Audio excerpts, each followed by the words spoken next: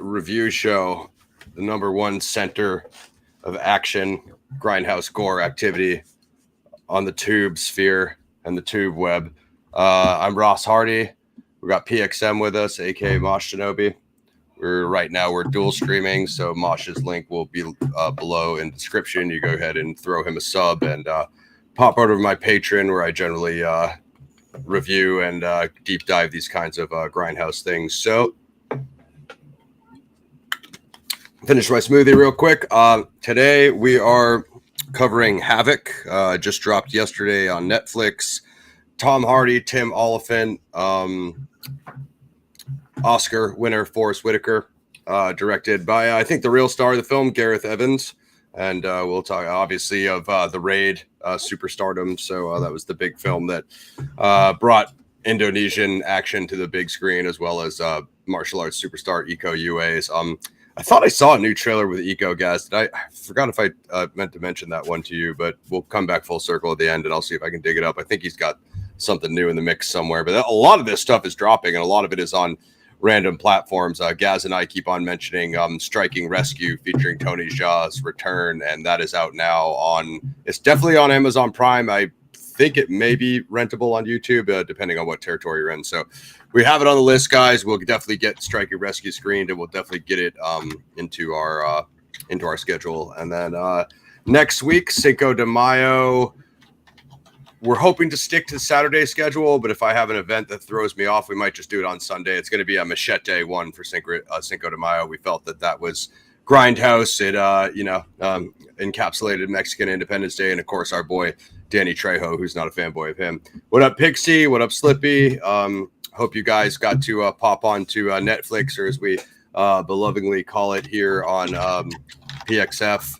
Net shits. I don't know if that'll get edited out or not, or get me demonetized. Is what it is. It's not just a clever name.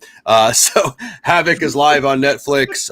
As we said, directed by Gareth Evans. If you guys watch martial arts action, I'm just going to go ahead and assume you have all seen The Raid. What up, Mr. B? Yeah, man. Well, I mean, if you like Tom Hardy, I think you'll like this one. Since it dropped yesterday, we're gonna spare you guys. We're not going to do plot today, and we'll go back to one of our legacy PRS non-spoiler reviews. But I'll remember to adhere to that. Yeah. So when I say, Gaz, what do you like about the movie? If he tells us every scene sequence by sequence, because I'm the one who's usually guilty of breaking that promise. Right. But yeah, I'm trying to think. So yeah, obviously, there's been trying to think of like what other news. There's obviously. The Predator, the animated Predator trailer, which I thought was like more like Pred Butt Tour, and then there's Wacklands, which I mean that. So he's a young Predator, guys. I think his name's Deck, and his look is getting absolutely roasted on Twitter. Some people are sticking up for it, but I'm glad most people are like, this is just not good. And honestly, that director who did Prey, I'm not that impressed with that guy because Prey wasn't that crazy. So Prey originally was a fan film. Yeah. And that's all I'm going to say on there. I'm not saying if it's intentional or whatever, but it was a fan film idea, something very similar. Prey wasn't that great. And this, it looks too Disneyfied. The effects just look off. It looks too Disney. It looks more like Disney Star Wars. The Predator looks appallingly bad. It does. I am going to break the promise on this and drop spoilers on that trailer. You see a Weyland-Yutani android. So there's a big giveaway, which I think is the wrong way to go. Yeah, they're going to do that crossover again. The most exciting part in that trailer was the start where you saw all the skulls in the background. Yeah, and the trophy one room. Of the skulls looked like one of the aliens from Independence Day as well. Yep. And I thought, oh no, I'm not going to sit and have that manifested. But yeah. A sci-fi butt verse of all the worst PG-13 sci-fi films. It looked terrible. It was, yeah. The one thing that looked cool was that like Sith Predator with the helmet and the cloak. It had like the cyber sword. Like he's obviously a leader. He looked dope. The rest of the film looked very bad. Yeah, it's like watching. I'm probably going to upset people here, not biased, and I'm going to put this disclaimer. I do watch all of the wrestling shows. I watch them all. I do equally criticize them all. But I'll say that trailer's like watching an episode of Raw, aka Monday Night Raw, or any WWE show, actually. It's literally Yeah. cherry picking the best parts out of it. But mind you, that's kind of happening with with some of the others now as well. The only thing worse than the Badlands trailer is whatever that animated was, Kill or Be Killed, that animated movie. Like the Killer of Killers or something. Yeah. I know that you weren't feeling like Devil May Cry, but you got to at least admit the animation in Devil May Cry was way better than that Killer. Like it looks like PS2 graphics, bad CGI. At least Devil May Cry looked like Devil May Cry. I'm not one of the biggest fan of the series, but at least it looked like it. Whereas this just looks like kind of, like I said, too Disney-fied, and man, just yeah. Yeah, I don't know about the Netflix territories lads for Havoc, but it's a good film. I don't think it's in theater, so you probably have to get an alternate resource, Mr. B, if you not that we're condoning finding links on the interweb, but you gotta do what you gotta do, brother. So I think that's it. Anyway, I'm sure we'll be coming to those roasts, or if you guys want me to go off the ledge again, much like the Crow 2024 trailer, you can always have us do request a reaction to either Predator Wacklands or Kill or Be Killed or whatever that movie's called. So we're gonna get into Havoc. So it's a gritty crime film. Actually, I want to do the genres real quick. Conspiracy thriller, drug crime, gun fu, definitely martial arts, one-person army action, suspense mystery, action crime, drama mystery. So I think I agree with most of those for the most part. Synopsis: after a drug deal gone wrong, a bruised detective must fight his way through the criminal underworld to rescue a politician's estranged son, unraveling a deep web of corruption and conspiracy that ensnares the entire city. Right off the rip, I think me and Gaz will both agree that it really doubled down on the kind of the cop and robber trope. You know what I mean? It's like a very grimy underworld. He's a homicide detective. Very, very good world building of that very crime-ridden city, and the way he used the cyberpunk color correction and hues, Gaz, was it really felt like a grimy drug film version of Blade Runner in terms of just the aesthetic. Did you feel that cyberpunk Blade Runner? Yes, bro, and I'm glad you brought that up, man, because I was actually going to talk to you about this earlier before we got going. I did get that feel, and I was thinking, man, Ross, this guy should do like a Blade Runner movie. You can imagine him doing a really grimy Blade Runner movie. And that's reinforced further. There's a scene, and this isn't too spoilery, folks, the scene with the train, that had that cyberpunk Blade Runner feel, and then that's back further, and it's supported further by the score and the soundtrack. It's definitely got that kind of cyberpunk feel, and then even one of the major fights, that's all I'm going to say, the soundtrack you hear, which is dark synth and cyberpunk, and it's pretty sick as well, and it's not the more poppy ends, it certainly is grimy, and that had that feel to it. That whole scene, Ross, the camera, the light, and everything about it had that feel. So yeah, definitely. Yeah, absolutely. It just the aesthetic, the grimy backgrounds, of course, like the rain. Did it ever say what city it was, guys? Because if so, it didn't. And I was trying to figure, because it was kind of giving us the impression that it was on the East Coast, particularly leaning towards New York, I'd say. And then it could have been, I mean, I guess it had an East Coast presence. I mean, someone could argue, I guess, Chicago central to a point. I suppose he would have used his native accent if it was the United Kingdom, right? So he obviously went with the American accent. So I guess undisclosed futuristic US. Yeah, but it works. It was sick though. I mean, it hints that it could be. It doesn't clarify or confirm it, but it kind of does suggest that this could be near future. I mean, just the shots on the way some of the chase sequences were filmed really had that cyberpunk feel, and you got the angles, like you got that. It reminded me, when you watch like the X Games, the snowboarders and motocross as well, and where the camera pans to the side to give you that view of the rider, so you get the angle. That he did shots. That. That was done on the cars, and that was excellent. It really, you felt like you were a passenger witnessing everything unfold. The first chase in the rain immediately grabs your attention. Yeah. Again, the rain. Again, that gritty Blade Runner cyberpunk feel. As Gaz said, the camera angles, of course, like Gareth Evans. I hesitate to say he's probably not one of the best action directors, if maybe not the best. In the again, this is essentially like the whole style. Me and Gaz will talk about the pacing as very like. His John Woo influence is probably the most prevalent influence throughout this film. That's why I really wish you and Mac watched Silent Night, guys, because that was like John Woo's like return, and like I could even if you were to side by side these two. Oh, you finally watched it? Yeah, I watched it a long time ago. Wait a minute, I liked it. Yeah, I remember I liked it. As far as the side by sides, did you see like a lot of like Silent Night between Havoc? Oh yeah, definitely. That was in there clear to see, and because he did the chase in Silent Night. Woo. Yeah, the car chase. Yeah, that came across. The way I'll say this right off the bat now.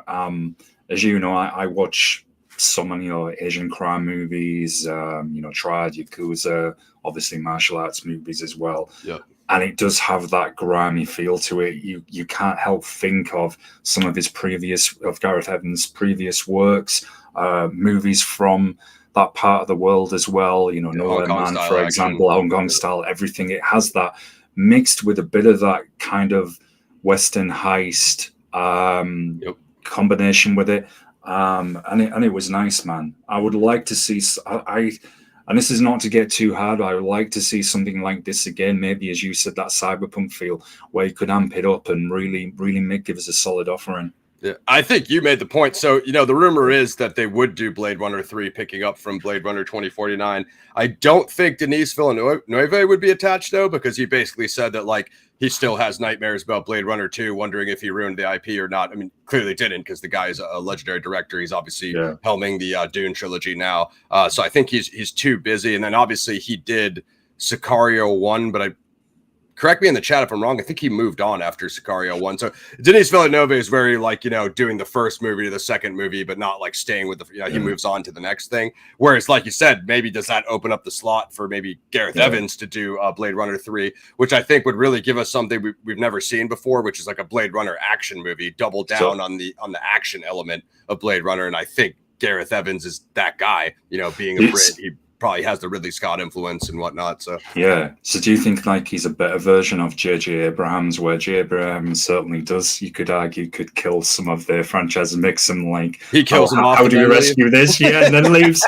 Let's see the role reversal. The opposite. He's really good, and then he leaves. He's like, I don't want to be bogged down. I don't want to J.J. Abrams this franchise, so to speak. Yeah, that's a good juxtaposition right there. I couldn't agree more. But yeah, like, the John Woo influence prevalent, of course, like Gaz said, throwbacks to The Raid, maybe throwbacks to even other Tom Hardy stuff. Of course, I liked him, Olyphant.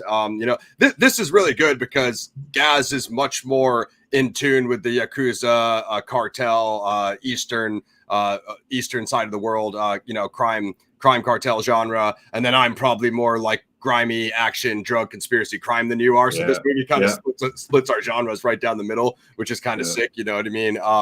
As Gaz said, I would say the Heat influence from that early heist scene that Gaz just mentioned, the mass, the trucks. They kind of have what I was telling Wall Street when we were watching this was it was almost like Heat with the masks from The Purge, because in The Purge they have those light up masks, so they're kind of wearing those, which is it's kind of cool because you're wearing this like neon light up mask during a heist, so it's like clearly you're driving down the highway with a massive convoy of police cruisers following you. So just the way he panned around. It was, and even vibes to that first 5 minutes of Dark Knight with, maybe a little bit of Chris Nolan influence there. But really, really impressive first action sequence. Especially that spoiler alert, I'm going to try not spoil the spoilers. They throw an item out of the back of the truck. I was just thinking of, even before that, when that chase starts with the way we see the sky and the bridge. That won't spoil too much. That's it. Yeah, that was bad too. Yeah, dude. Yeah. You know what? Honestly, I'm gonna go ahead and I don't rewatch most of these films, but I might run Havoc back at some point, just because, and not because it's an incredible movie, an incredible plot, which me and Gaz are going to get into reviewing all that. But just because Evans crams so many sequences and shots in an action sequence that I almost certainly miss things, because I mean that's how John Wick 4 was. I remember when I like rewatched that, I was like, oh, I missed this, I missed that, just because like bodies are flying across the screen at warp speed, you know what I mean? So definitely cool stuff there. But yeah, like if you like the old 90s crime, Heat, you know, all that stuff. Definitely even Luis Guzman was in it too. I spotted him, Gaz. Like he's very on the East Coast crime movies, he's very prevalent in those. Just ripping the chat real quick. Yeah, see, I don't think this is the way to go, Slipknot. I'm not up for AVPP. Unlike AVP poo. Well, you know what I mean? You see the comics and games were decent, and they could have, and I'm wondering if the bit it's been a while since I've read it. It might be a Dark Horse comic. There is a story about a predator who gets actually stranded, I believe, on the Xenomorph's homeworld, and obviously he survives, and he's in a non-stop battle. Now that would be sick, and that's what I'm wondering. I thought, have they taken some of that? I think so. Badlands, but we aren't going to see a good version of it. This looks terrible. No, because that director's mid. I mean, you know, there were things that worked in Prey, but mostly were things that wouldn't. And you know, I'm all for the Wayland Yutani stuff. I just honestly, I don't really like where Aliens is going either. Like, you know, we talked about Romulus, and you know, there's the same thing. There's a few things, like he's not even a bad director. The guy that directed Romulus, it was more just the story and the characters that ruined it. Like his aesthetic, as far as the Aliens universe and backgrounds, was almost perfect. It's just the rest of the movie, the pacing and the plot was way off, and the characters were forgettable, you know? Yeah, I'd say this, it's probably the better of the Alien sequels. That's not to say it's good, but it's probably agreed the best out of a bad group, because you're comparing them to things that are like, honestly, I think Prometheus is better than all of them, just because that didn't get so far off the reservation the way Covenant and Romulus did, you know? And also like the way they try to, like, because Romulus tried to pick up after 1, right? And that's a really difficult thing to do when Ridley Scott is the creator of the IP, like we were just saying about, you know, Blade Runner 1 and all that other stuff. You know, anyway, but to get us back to Havoc, you know what I mean? Again, definitely a big fan of Tim Olyphant. Of course, he's in Hitman, original Hitman. He's in Justified. He's in a lot of stuff, to be honest. But so it was kind of cool to see him and Hardy pitted against each other. We won't say what happens, but you know, triad versus triad, gang crime. Tom Hardy plays Walker. He comes into the crime scene. He kind of looks at the bodies and he kind of reconstructs how it went down. And Gaz and I were both saying that had to be a Boondock Saints influence. I mean, that's the only crime film where you really see that. And we obviously just, you know, reviewed that here on Paradigm Review Show. So it's kind of fresh in both of our minds. And nothing wrong with using a little BDS influence, because, you know, as long as everything else is done right, it works. Yeah, I liked that. That was really cool. And just whilst I remember, folks, there was an actor whose name was escaping me, was me and Ross were chatting about this, and it's Luis Guzman, and he has been in a ridiculous number of movies. I mean, Count of Monte Cristo, Blade, so many various roles, a very versatile actor. So I do want to give a shout out to him. Although he wasn't in the movie a great deal, and there is a memorable moment. Parts he was in, he stole the show. I mean, everyone knows that guy. He always has some of the best lines of any movie he's in. And let's see. Scenes are covered if I haven't already seen them, but I had to work, and then I saw the SOD movie, so you know. What can I do? It's still interesting. Yeah. Oh yeah. I mean, if it's, you know, I think you're in the States, Pixie. So yeah, I mean, if you like John Woo from back in the day, Pixie, the old John Woo, Chun Yao Fat movies. I was trying to remember specifically, Gaz. There was some sequences that really like. Is it a Better Tomorrow or Hard Boiled? What? I think it's that. I think it's the last one when they like the whole hospital thing when he came out the window at the end, like that. I felt like kind of near the third act of this was he was really taking some of like the cabin, you know, obviously me and you will come to the cabin shootout, that he was really taking some of that, like A Better Tomorrow, you know, and just the grimy thing with the double crosses of the cops and the conspiracy. They really do double down with the triad element, as Gaz was saying, is really the twist. They're trying to do like the double crossing twists, which you know, it's almost, there are some plot holes. I'm not going to lie to you. Tom Hardy plays Walker. The Walker story arc is not perfect. You could kind of see he plays both sides, and he, you know, is supposedly, it's not that convincing of redemption, to be honest with you. That being said, I don't think you need it in this movie, guys, because it's John Wick style bloodbath. So yeah, like I said, if you enjoy, as Ross just mentioned, there's some classic movies, God of Gamblers as well, City on Fire, all those kind of movies. It definitely has that feel. I mean, it's essentially an entertaining movie about not very nice people doing not very nice things to each other. None of them are particularly likable. None of it. Likable. Even Walker is the lead, and you're like, he's not necessarily, he's no hero. He's not necessarily a good guy, but he is a badass. You know, again, as Gaz said, Tom Hardy, the Brazilian jiu-jitsu black belt pedigree, the many, you know, hard R, you know, violent grindhouse movies. I mean, Gusman, you know, of course, he's infamous for Carlito's Way, as Slipknot said. So, you know, of course, as I was saying, he's, you know, very famous facial recognition from the, you know, the American East Coast crime films. But I am interested when we get to production if it ever like nails down. Like it looked like it was maybe New York, as Gaz was saying, but again, I you know, I'll start with the criticism, Gaz. You know, some people on the X platform were saying it's a little bit too CGI-y with the computer generated backgrounds and the imagery. And again, for this type of action film, I could see both. I could see people having that criticism, but at the same time, like, me and Gaz knew what we were going to get when we watched the trailer, right? It was Tom Hardy shotgunning people in the face and just blowing bodies away. Bro, whoa. So I'm going to answer your question. Sorry, I've just discovered the filming locations and I've nearly collapsed in shock. But we'll get to that. Man, now it kind of makes sense. It makes sense. But anyway, before I go off on a random about that, okay, I can see that to a point, but also I'm not making like excuses here. He may not have had the biggest budget either, so just 100%. Probably worked with, right, this is what we can do. So I'm going to utilize this the best I can to put across this really grimy feel. And then here's the thing.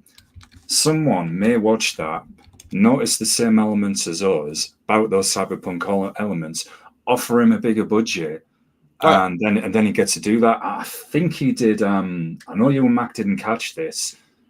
It's not that old. It was a sci-fi movie, androids versus humans. And in that movie, there was the sick action scenes, and there was definitely a 40K influence. There was one of like the tanks looked like a Land Raider from its tracks. I know what you're talking about. I remember you told me about that. Yeah, and it's actually not that. It's actually not that bad. So, you know, if hopefully someone says to him, right, we want you, like, say, do Blade Runner 3 or this dystop, things like this. You could RoboCop do, like, 2, picking up from that last remake. There's a lot of stuff I could heist in Cyberpunk City, mixed with a bit of detective noir, then that Asian 100%. Kind of action feel in it. Man, I'd be for that all day.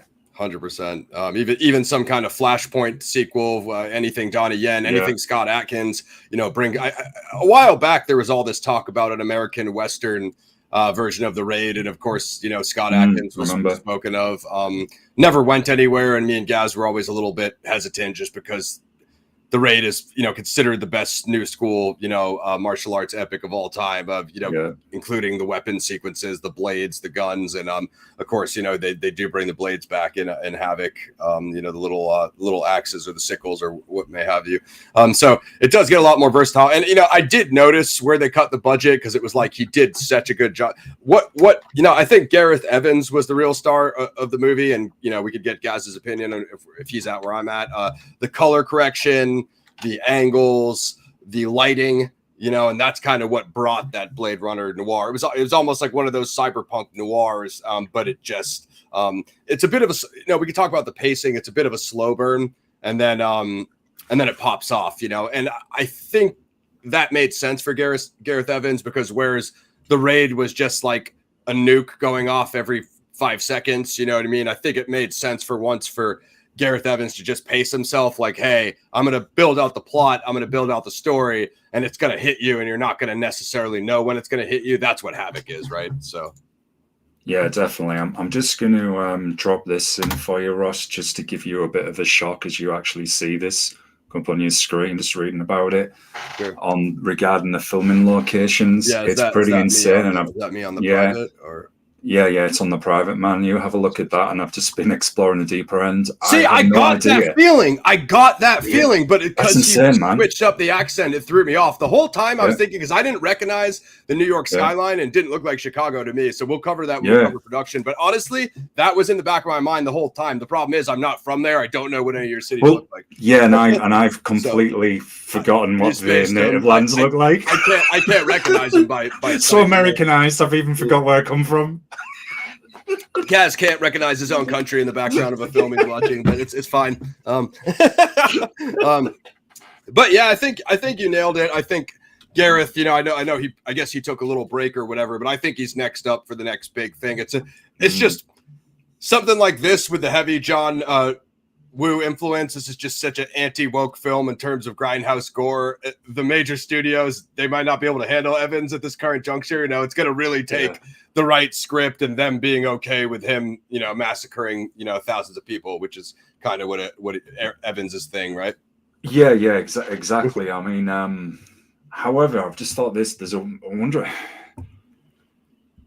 a way around it, but then you would still have to try and get it released in the Western cinema. Would be like to take that out of the market in Asia again, where you would get that kind of movie made a lot easier. Sure. But then it's convincing Western distributors, will you show that over here? Yeah, a bit like how Tarantino presented The Protector when it first came to the West. You know, if he could get a Tarantino or someone to you know, Rodriguez, I'm sure those guys would get involved, you know. But if you this is where thinking, I mean, hopefully someone doesn't steal our ideas here and butcher them. If you do a good job with it, fine, just give me and Ross a shout. But if they did like the Detective No angle in there, put that story side element with everything we've been talking about, then, you know, that convinces the Western distributors, right, here we are as a cop. There's, I know it's cyberpunk, so there's some mysterious assassin or whatever going around. I know I'm being cliche and describing probably every kind of futuristic novel, game, movie ever that's ever been done, but you know, it's not impossible, because every once in a while something does slip through, right? I mean, Sisu somehow got a theater release. Don't ask me how that happened, because shout out to Lionsgate. Sisu was absolutely insane. By the way, I want to let you guys know that there's a Sisu sequel coming out in November. Obviously, we'll be covering that here on PRS. So go check out our review of Sisu 1. I recommend you guys stream that, or if you buy hard copies, pick up a Blu-ray on Amazon or whatever. Obviously, Boy Kills World had a very limited theatrical run. So a couple things did slip through. And then obviously, you know, John Wick gets a lot of support. I think that's you can't really compare that to anything, because you have Keanu helming that and Chad Stileski, and they're a bit of an action dynasty at this point. But the point is, these things do get made in our release. So what we're saying is not probably impossible, but you know, can certainly happen. But you know, like, I think if you guys like Tim Olyphant, you would definitely like this. Forest Whittaker, he kind of plays cliche politician mayor character. You know, we've kind of seen this with Daredevil Born Again series with Fisk. Playing the Trumpian mayor in New York. So, you know, he plays Beaumont, you know, again, he's still Forest Whitaker, right? He's an Oscar winner. He's a legendary actor. So he kind of brought the acting to this movie, I would say, because, you know, Tim Olyphant's a good actor, but he kind of just is a bit of a stereotypical, dirty cop, you know. He is. I did like when Walker goes to visit him. Minor spoiler, not breaking too much. That exchange between the two actually was quite amusing as well. No, I think Forest Whitaker was funny in that moment. Oh yeah, for sure. And the dynamic of dude, and Pixie just brought it back. Our boy from Bloodsport, guys. I didn't. So, I mean, there's the PRS connection right there. Our last review. So that's our boy popping back up. So yeah, they're in it. Other notable well, I'm using notable sarcastically here, the karate hottie from UFC, Michelle Watterson. She basically doesn't have any dialogue because she can't really act. Spoiler, she has a fight with Walker. I mean, if you know that Tom Hardy played Bane, how realistic is it for him to fight a girl that I think she fought at like 135 or something when she was at the UFC? I mean, she's probably around 150 now, post her professional fighting career. Again, she's capable. She's a karate background. She is a real martial artist. So I guess you could argue a little bit of authenticity there. She's not. It's her first appearance. She's not the best actress. Yeah, but the problem is, I agree. Because we know Tom Hardy is trained, we would have liked to have seen a bit of his training that counter versus a pro style. fighter. Yeah, exactly, that counter style, which wasn't there. And I know people might be thinking, "Oh man, these guys are like really looking for the smallest needle to pick this movie apart." No, this is just things we're noticing. But by any means, we are not, hating on this movie. We still enjoyed it. It's still a good film. It's entertaining, great atmosphere, good score, good sequences put together. I don't think there's any reason to revisit this. I really think it's a one and done. I really did find it quite similar to Silent Night in terms of pacing, and and again, I don't know if Evans watched that or it had any sort of. Obviously, the John Woo influence was apparent, and that was more like we said, City on Fire and the A Better Tomorrow movies, Hard Boiled and stuff like that. But yeah, I'm glad I wasn't in the middle of trying. I don't think so. Not when Hardy fought Watterson. They went with more of an execution gag on her. Hardy dispatches her. I mean, if you watch the trailer and you saw her character shotgunning people in the face with a sawed off, you probably guessed what happens when Walker comes across her in that sequence. But before we get to that, I say we just, unless you want to jump in with anything, guys, that you've had, but I say we go maybe to the nightclub. I'll say just before that, there is a couple of amusing scenes. I'm going to try and skate around them, not to spoil them. Tom Hardy in the marketplace, which we'll come back to when we discuss the filming. That was good. Tom's interaction with a thug and how he gains entry to a building to acquire some information. See, I am loosely dancing around it. And there was kind of a humorous moment after that when Walker leaves that building, and it's you know what I'm on about, Ross. If I say any more, I'm totally going to give it away. I think so. I mean, like I said, I probably definitely missed some things in this film, so I'll need a rewatch. That was quite amusing, but the camera shot of it as well, the background was quite good. That I thought was really good. And when I'll say extended members of the Triad organization are introduced and how that angle is shot with the camera as well, that was good. Yeah, we've seen that in crime films before where they use that to introduce say another chapter from the crime family. It could be the boss from another city, another country, whatever. But I still thought that was good. And it did make the leader, the new leader of the Triads, I guess, just want of a better word, it did make her look important, and that was good. And Forest Whitaker's other moments as well, when he was traveling to a destination, that was really well shot.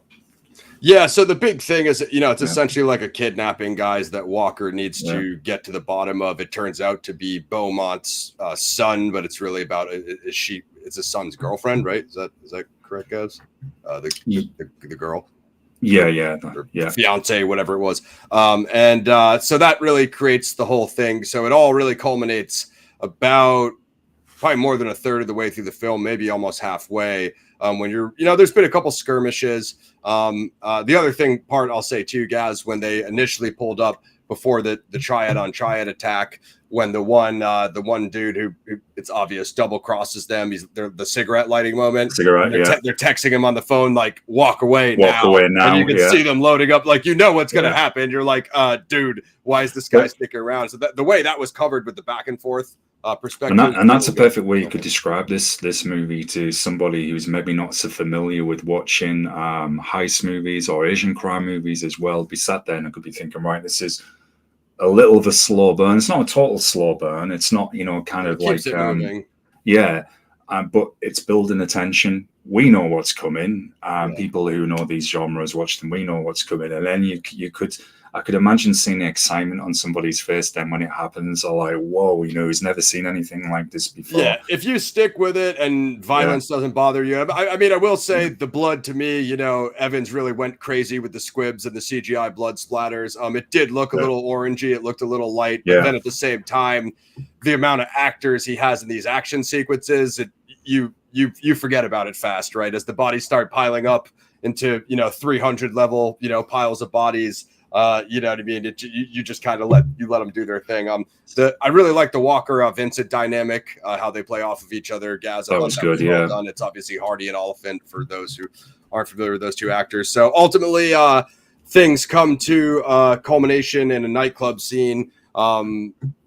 Be hard to say. I mean, obviously, I think John Wick 4 had that nightclub in it, right? So this is a bit of a trope in action movies, but very, very originally done. The panning around the room with the camera angles, as Gaz said, it's almost reminiscent of the Protector when Tony Jaa was running up those stairs in the restaurant and kind of taking out the guys that like not the exact same thing, but kind of a new school Neo version of that. Hardy goes absolutely off. Walker just completely starts dusting people as he starts to pick up just some of those angles, guys. The one angle on the glass floor where Evans takes the camera underneath and shoots it from the bottom. Sick. That Monkey Man almost did something like that when they switched it outside the windows and the mirrors. That was absolutely beast mode. And then basically Hardy goes to rescue this girl. I don't think that's too big of a spoiler. And that's when he encounters Vincent, who's Olyphant. He shows up with his goons.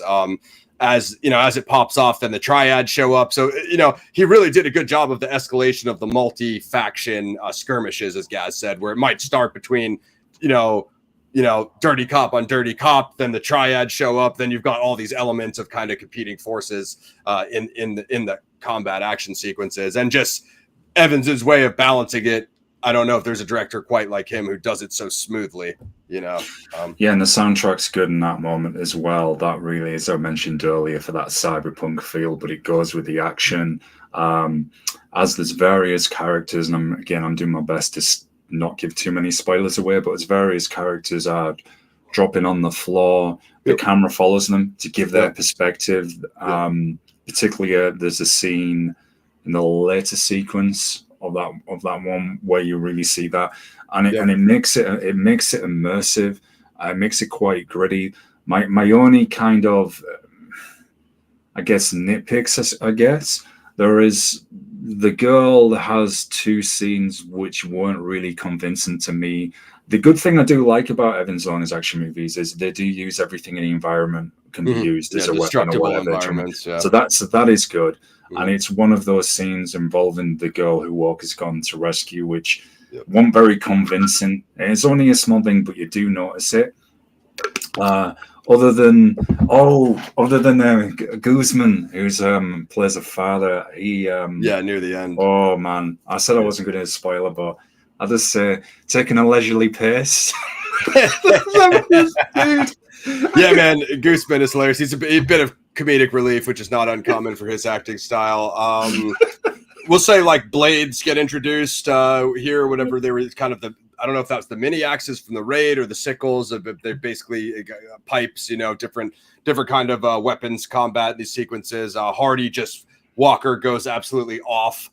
This is kind of where he really starts to heat up, and then him and Walker and Vincent have some opposing stuff. Vincent is like the dirty cop faction, so him and his goons, they're kind of using the pistols. And you know what? I'll say this, guys, I do like immersing Olyphant into the action scenes where Olyphant's more of like a Western like pistol guy, but he still works in the kind of martial arts combat. I mean, it's not like Olyphant just starts doing Junker Master Kung Fu or something. Obviously, that's not in his wheelhouse as an actor, but the way he's utilized, it's it kind of gives some like gritty realism, like American Cop kind of realism to the fight. Like, okay, obviously that guy wouldn't be doing kung fu against these guys, but he's fighting back, he's headbutting, he's using grimy street moves and using the guns where they're and it did work. And the environment as well. The other cop, he's picking things up, using them and bars and everything, broken poles and whatever, and it just adds to it, because you think, right, okay, the Triads are coming in, so it's likely they're going to have obviously the gun guys there, and then they're going to have some guys who are obviously trained in hand-to-hand use of guns as well. Yeah, so I mean, they're cops. They're used to that world as well. They're going to think, well, yeah. I'm not going to go one-on-one with a Triad and hand-to-hand, so I'm going to use whatever's around me as well. Give me any second where I can maybe pull off and get a shot off or something. 100%. Yeah. So I thought all that pacing was working. Hardy throws kind of like a level sideways double kick. I think he doesn't cold shoulders somebody into the neon light on the sign on the wall. That was early on, and it just as Gaz said, it escalates rapidly as the Triads come pouring in, and the way it ends, fantastic as well. That scene had my full attention. I would definitely run that scene back. Like I said, it gave me vibes of when Atkins was the heavy fat suit fight in John Wick 4, and they were fighting in the nightclub. Not exactly the same, but it was like, it had some similar sequences. Similar vibe. There's a game. I'll have to do a test of it one time. I think I did try it. I still need work on that, called Sifu. And there's a chapter in that set in a nightclub like this, and it's grimy as hell, and you can use everything in the environment around you, bottles, tables, absolutely everything. So yeah, thanks Pixie. But it's I think, look, if anyone's got an interest, I say this a lot, but if anyone's got an interest in film and the way angles are used, the way they can immerse the viewer, the way it's edited, color correction, as Ross said earlier, and things are put together to make it flow.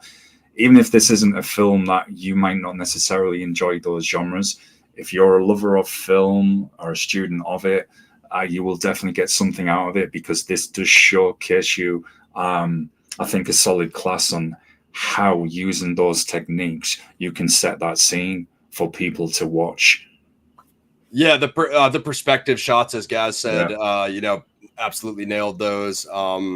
Again, it's a fantastic nightclub scene. That's really when you see the Gareth Evans kind of the raid style, raid 1, raid 2 action sequences, hand to hand, and the weapons introduced, as we said. Later on, I'm just going to kind of fly forward, kind of go to what the Act 3 kind of climax scene is, where things really escalate. So yeah, this is good. A Walker with Beaumont's son and the girlfriend, it ends up kind of being them three. It's a bit of a cabin, isolated cabin in the woods. It almost reminded me of that kind of like mansion bathhouse that Statham was in Working Man, Guys. Like, not exactly the same, but the way it's like that isolated house location, the cabin is like similar type of use of single location. So it's basically a cabin that turns into an utter bloodbath. The John Woo influence is very clear here, because it's the triad, triad bad guy soldiers rushing in armed. This is more of a firearms kind of gun fu antiquated scene, but Walker really goes off here more than he even went off in the nightclub. They completely blow this cabin to smithereens. I'm surprised that there's anything left of the building at the end of it. It's kind of another escalation. Walker versus the Triads, and then Vincent and the Dirty Cops showing up in the middle of it, and then the opposing Triad faction. So this probably really got Gaz's goat here, where it just kind of just throw a little bit of everything into the pot and see what happens. Kind of where the double crosses are explained, and this is where the plot twists are unveiled. You don't really start to learn too much of it. There is some use of flashbacks in the film, relatively well done, I'd say. I don't know who wrote this, Gaz. I'd have to look it up. I don't know if it's Evans or if it's another dude. That's one thing I had meaning to look up. But no, Evans wrote it. So nice. So I was wondering about that, because I could see why it landed on Netflix, because as much as I would have liked to have seen this in the theater, don't know if the big studios would have actually picked him up for this one, guys. Yeah. It had potential, but was it too much? I mean, it might have been too much. I don't know. This is why I was saying earlier, let's hope somebody does see it and says, right, let's give this guy like a Blade Runner 3, or make us a cyberpunk dystopian thriller, something like that. You could do all that in a RoboCop 2. Yep. You could put in the heist, the detective, have the triads, the gangs, triads, everything. Yep. So that could be done and could be executed very nicely. Yeah. And again, Evans has been in the theater before, so it's not like we're talking about some guy who's banned from Hollywood. Obviously, The Raid had a Western theater release. Yeah. Again, it was 2011. So, and if you guys haven't seen The Raid Redemptions, Slipknot, have you seen that? Fire Pixie, I know you like action movies. I highly implore you guys to go watch the Raid Redemption trailer if you haven't seen it. It's considered the standard. Thing is, Ross, if Danny Dyer's new soccer hooligan movie, Marching Powder, can get 4 weeks on at the theaters, then why can't something like this? There's a lot of stuff that gets releases. Me and Gaz are always trying to figure out why one does it. I mean, Sinners is actually absolutely cleaning up right now, even though it's had a little bit of a fall off. I think it's top horror movie almost of all time in terms of numbers. So there, and it is, I think, a R-rated, violent. It's obviously got Coogler, is he the director of that? So it's obviously got that. And then Gaz saw Whack Counted Pooh. So I'll be trying to catch that as well. I'm an Affleck Bernthal guy. So there's stuff out there. I mean, they're still putting R-rated actions in the theaters, so we'll see what happens. I mean, maybe at the end, guys, we could just pop on Gareth's IMDb and just see if any of his pre-production stuff is listed, because sometimes we'll you got to get on this ASAP, Slipknot. I'd watch it tonight. Yes. You don't want to wait any longer. You can't let another day go by in your life of not having seen the Raid. And the Raid 2 for the car chase scene. Yeah. Honestly, it's incredible. Yeah, did Evans do that one? I think maybe he did. I'm not sure. Yeah, I think he did. We'll have to check his IMDb. So yeah, guys, this movie's crazy, blooded, guts, and gore. It's very John Woo. It's a grindhouse action film. I like the drug conspiracy elements. I like the crime elements. They kind of try to tie up the plot here at the end. It's obviously the end of the Beaumont story arc. His son, how Walker plays into it, how Walker played into the conspiracy versus Vincent. How the triads play off of each other, a bit of manipulation, like we always talk about in crime stuff like Gomorrah, and then it's just basically a showdown between Walker and Vincent. That's all I really say. It was satisfying to me.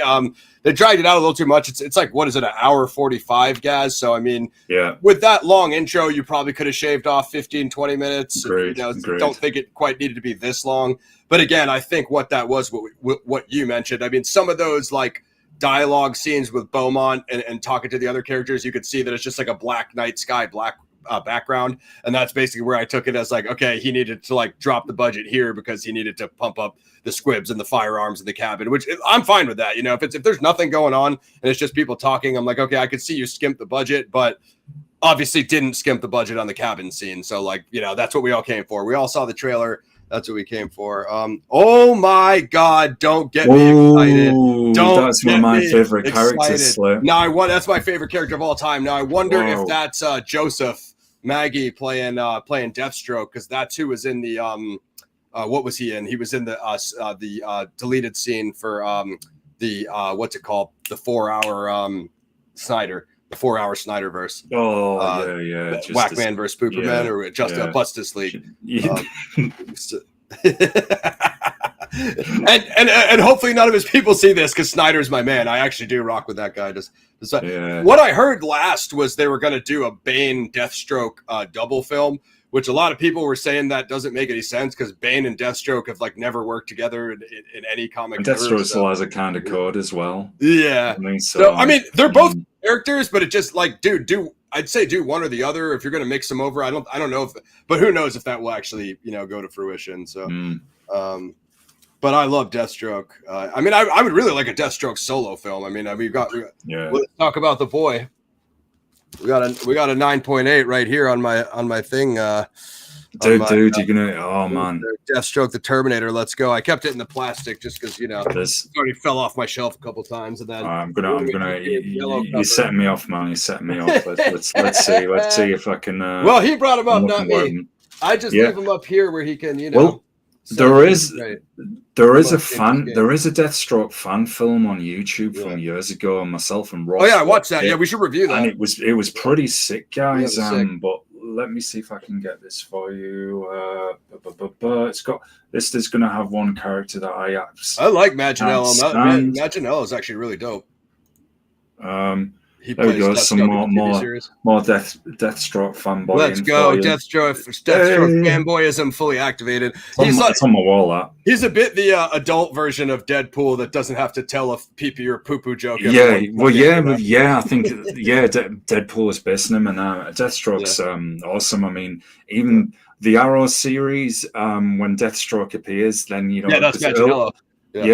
El Yarrow is sick, and then it falls off. And then when they bring Deathstroke back in, I think for season 6, you wake up again like, oh wow! I only watched it for Deathstroke. When he was gone. Well, he was what made it in the early seasons. Man, so. Manganiello, I don't know if he's ever really had his own like lead. I think that one film Archangel with Glenn Harrington from It's Always Sunny in Philly was the villain, and that was like a dark like comic book movie of Manganiello, but I'm not sure how many things he has where he's like the actual main character, you know what I mean? So I think Deathstroke would be perfect for him. Do you think we need to put something like a spoiler on top of spoilers that says, look, when we're trying to behave, there are points we're going to go off on random nerd sections. Oh, when we review a movie, we're guaranteed to talk about at least 12 other projects in the middle of it. And like, anyway, so Havoc was good and Deathstroke's on my shelf. And look, I got Dan Cooper graphic novels in French. And anime, just like...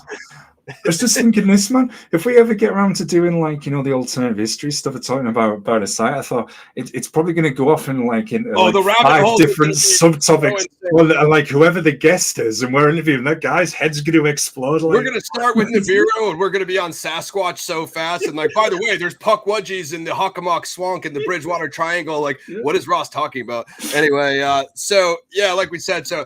It kind of wraps up there. Gaz, you sent me those filming locations. Do you want to discuss those, or I could pull up the production notes here? Yeah, well, I'll just go a brief overview. And yes, I mean, I'm kind of embarrassed because I have Irish and Welsh heritage as well. So this is embarrassing. Yeah, Gaz is a bit of a disgrace to his homeland. Yeah, man. But seriously, I mean, Gareth Evans, he's Welsh, and it was he's filmed on various locations, Brangwing Hall in Swansea, Bute Street in Cardiff, Swansea University Bay Campus. Man, that was where you see, that's where they've got that shootout in the police station. Yeah, Trade Street, the fishing Cardiff, shack. South Wales. Bagland train station, that looked grimy. I did like that ending, the way that this won't give too much away.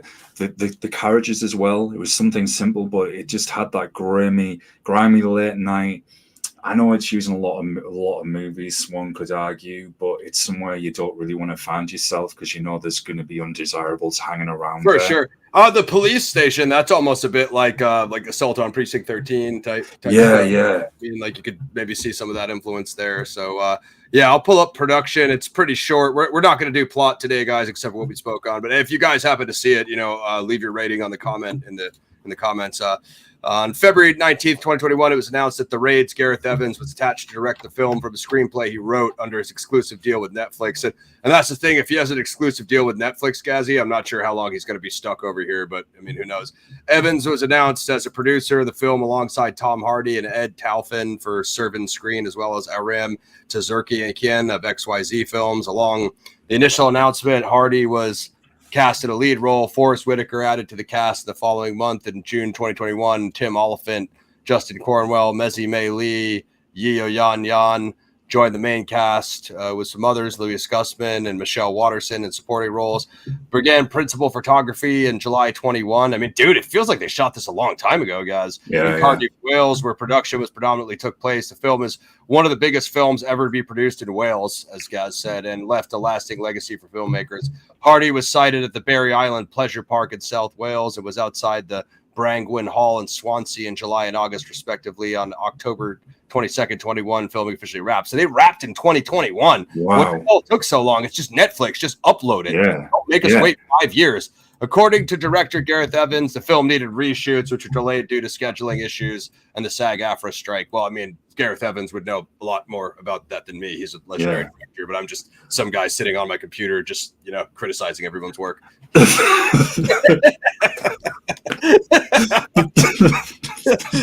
that was a good lead to follow. I'm like, then it says like there's a perfectly good explanation. I'm like, well, come on, Gareth, speed it up. I'm a fanboy at home trying to stream. Yeah, also the cast is lots of an American British cast.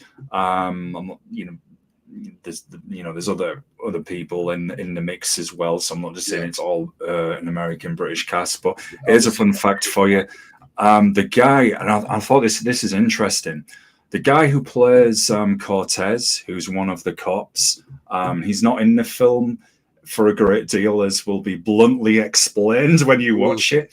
But the guy who plays him, Siahat Meaton, he's a British Turkish Cypriot actor from London. And his interesting fact, Ross, he originally was pursuing a career in amateur boxing. And he gave up the gloves, you know, to become acting. So I'm like, do you think that's a minor role in this film? Yes, Evans is using these people from like, you know, we're trained from, you know, combat sports backgrounds and, you know, and other obviously notable backgrounds as well. So I thought, man, and that's just a small role as well. Yeah, I mean, I think you're right about that, because I think with Evans, because the Raid was taken so seriously with the authentic Asian superstars, that he can't really just take, you know, American actors that have no combat experience and like, hey, you're in Havoc now. Obviously Hardy has a long pedigree of crime and action and all, you know, big studio films and stuff. But, you know, obviously Michelle Watterson, you know, brought the UFC authenticity. Tom Hardy, as you said, BJJ black belt. So, yeah, I think that, I mean, I'm sure Evans has a casting director who, you know, doing that for him. Because again, when you wrote the entire film and you have to direct it yourself, you don't typically do every single step. You know, so, you know, I'm sure he's got the casting crew helping him out with that. But yeah, I agree. I think it goes further to authenticity. I mean, Evans is not going to put you on the big stage if you can't pull off the combat, you know, the combat acting, we'll call it, which, you know, obviously still. And this guy does his own fight scenes and stunts as well. So I'm like, do you know what this is, Pixie? Poetan. Shama. Yeah. My boy got jerked last time. UFC tonight, Pixie. Who do you got? I'm hoping Prates smokes Gary. Although I rock with Gary too, guys. That's our boy from Ireland. Yeah. I'm gonna say Gary. Actually, we've got a feeling. I mean, the kickboxing is good. It's just does Prates have the BJJ? If he gets him down, is it the lights out? But it's his. The rest of the card's good too, though. Yeah. It's not a bad one. Not a bad one at all. Pretty good. I'm gonna pull up Welsh-born writer director. 2003, directed a short film called Samurai Monogatari. Haven't heard of that one, guys. We'll have to peep that. It's a samurai waiting to be executed. So Gareth's born in 1980. He's like 5 years older than me. Just wanted to pull up his IMDb just to see if he wrote. Oh, he wrote Morantu, which was Eco. Yeah. We watched 2009, I think, is that, or 2011? I think. Yeah, that's 2009. So he did Havoc. He did Gangs of London, as Gaz said. He did Apostle. Oh, Apostle was sick. Yeah, we reviewed. So sick. I didn't know he directed that. No. I'm going to save you here. You did, and I'm going to be the miserable one. Did I say it on there? Yeah, myself. We reviewed it. We did, but I forgot. Me, you, and Mac a few years ago, and I was the miserable one that didn't like it. Dude. Well, I liked the opening on the train, and then I just didn't like anything else. But yeah, Gaz is off the show because he didn't like that 2018 film. Carry on. We jumped on that. I think after the Raid movies, because we found out Evans did it. So me and Mac were like, "Oh, we're gonna get on this." Yeah, I didn't know he directed that. Then he directed Previs Action. I don't know, a young warrior to prove herself, fight against two dangerous assassins, another samurai film. I mean, the fact that he's done so many of these samurai projects, like, why haven't they given him a full budget so he can do like his, you know, like the stuff we were directing, like Yokimbo and Sanjuro, you know, where's Gareth's homage to Kurosawa? You know, I think that's what we're all waiting for, right? A neo samurai film, you know, an absolute epic. So he did the VHS. He did VHS too. I never watched these. They're like horror. Yeah, I think I may have seen it. I never watched those. He did Raid Redemption, Morantu, and he did Footsteps. And Footsteps has a really low rating. Drama thriller. I guess that's his horror style. So he doesn't have much. He only directed 9. And he only wrote 9. So I guess he's just been chilling, but that's fine. I mean, it's like, how do you have a Netflix deal and they have Gareth Evans on the bench? Like, knowing that he's one of the best directors of the past 20 years. I don't all the way understand Netflix decisions, guys. But again, you know, I'm in charge of Paradigm Review Show. That's what I'm in charge of. I'm pretty much good to do my rating. Dude, Apostle was crazy. Slipknot. You got to peep that. All right, guys, I'm going to give you what you want. I'm going to give you my rating because there wasn't much production, and we don't want to blow the spoilers for you guys. So, but I was pretty satisfied with it. If you're a John Woo fan, you got to watch it. If you're a Chun Yao Fat fan, you got to watch it. Tom Hardy fan, you got to watch it. We'll give you guys the poster real quick. I know there's always some brightness in here, but yeah, this is a sick poster, honestly. It has a 6.1, which I think, people are being kind of hard on it. I think they're kind of being unnecessarily hard on it. I mean, again, turn your brain off, throw some popcorn in the microwave, light up a bowl of tobacco or wacky tobacco or whatever your poison is, pour a couple beers, and you're ready to rock. So I gave it a 7 out of 10. I thought it was fire. Same. I could have given it an 8 for the combat. I mean, the action was really good. 7 or even 7.5 for the combat, as you said. Look, is this one of even Gareth's greatest films? No. Yeah. Is it the greatest film even of this genre? No, but it is entertaining. There's a lot of positives. There are things that I think could be built upon for other films, as we've been discussing. Maybe someone sees this, as I've said, and says, right, would you do like a dystopian cyberpunk noir kind of movie with, like you were saying, a RoboCop 2, all of this combined together? Yeah, there's definitely that there. I like it for the filmmaking angle as well, with the way it was shot, the locations, especially now we've discovered where. So there's that good aspect to it. There are some amusing moments. They're very fast, but they are there. There are some of them in there. I love the immersion with it, the way they show you the chase sequences with the cars. As I said, that reminds me of watching extreme sports. Even for people out there that like watch, NASCAR, things like that, the way they follow the cars around the track and the camera pans around, so you get you kind of feel you're there with the driver. That I thought was awesome, Ross. I really enjoyed that. The car chases are realistic. The heat element, the heist element. Like I said, the masks are almost very Payday. If you're a heister, if you play games like Payday, Den of Wolves, I think it'd be right up your alley. It's an entertaining film that I guess if you've never watched anything like this before, you might think there's a bit of a slow burn, and it's not a major slow burn. There's still things happen, but it's all building the tension. It's introducing the characters. Like I said earlier, it's not really a movie that has really any kind of heroes or good guys, I guess. They're all kind of villains, really. Yeah, anyone that you're rooting for. Yeah, they're all villains doing not very nice things to each other for our entertainment. Yeah. And it works, believe me. When the combat starts, it works. I mean, if you're a Raid fan, it's a must-watch. I mean, Gareth has been on the bench for whatever reason, or obviously they shot this film back in 2021, and I guess maybe whatever red tape or whatever Netflix's issue was. But I enjoyed it. We were both kind of so like Gaz said, really good lighting, color correction, music, sound editing, film editing.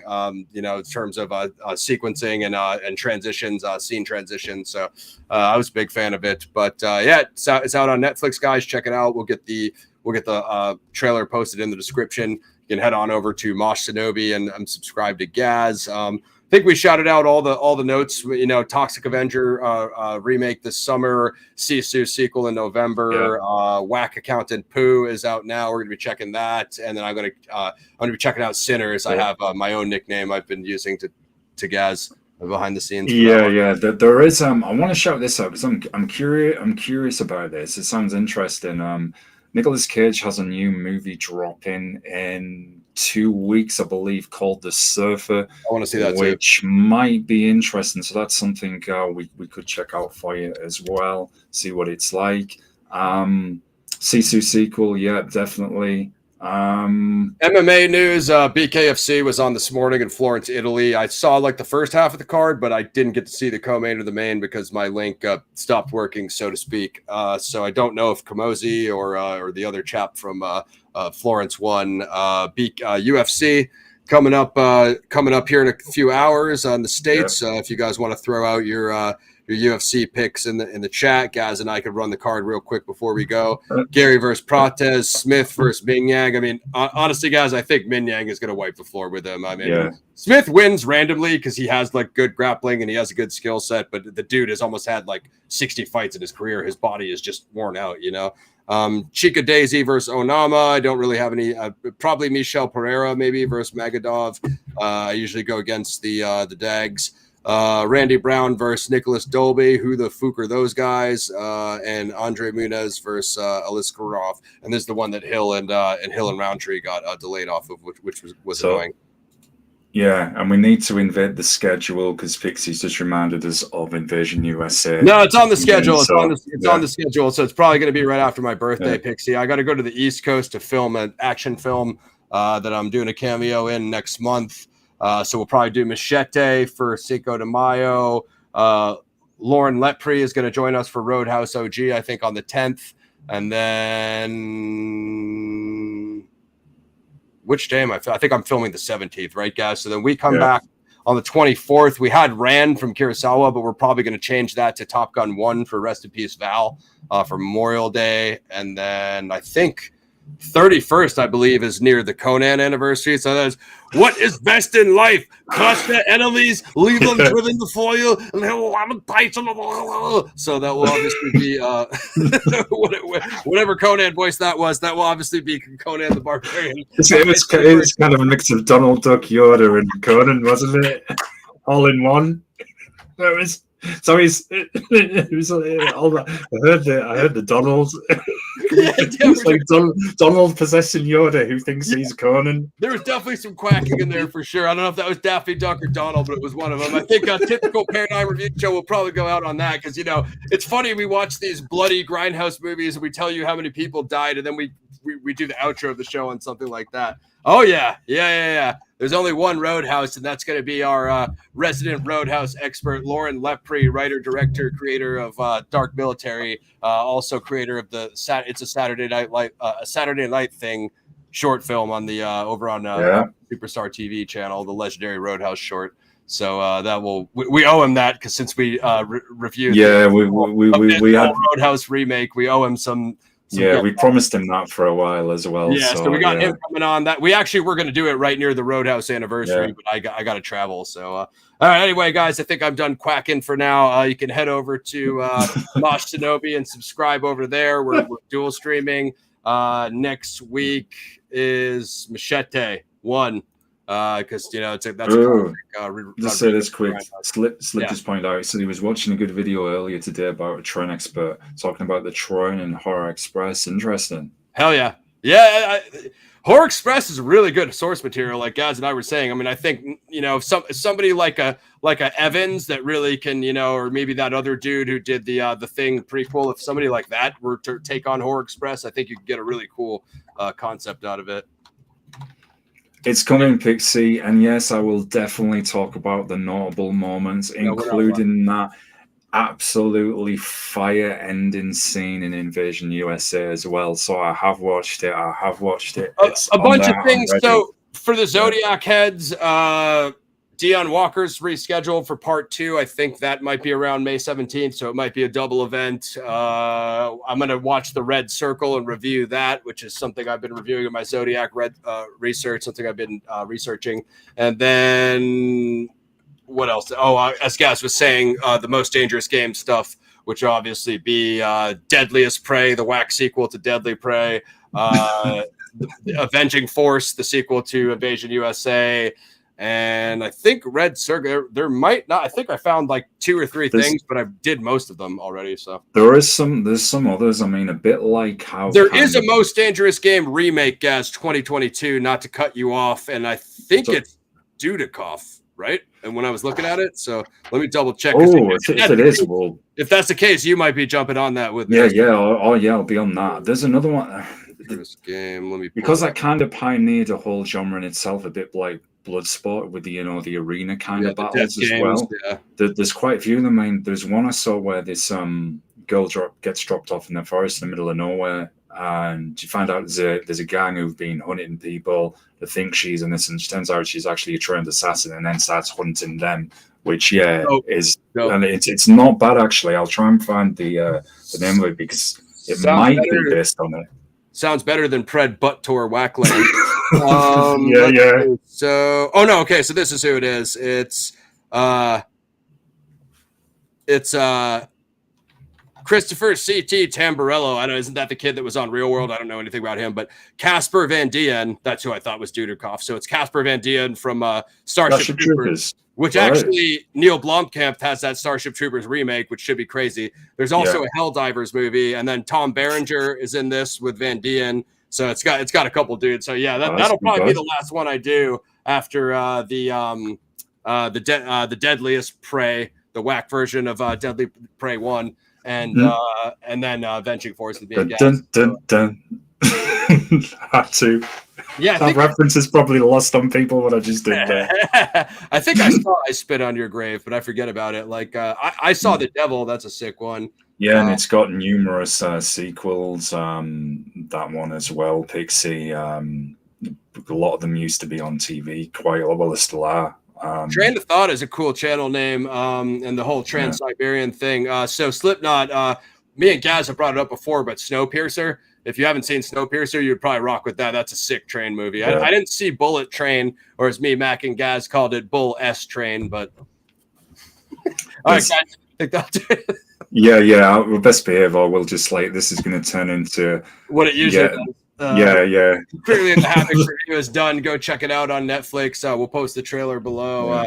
Trans-Siberian Pixie. Don't bring that woke crap on my channel. I was just thinking, Ross.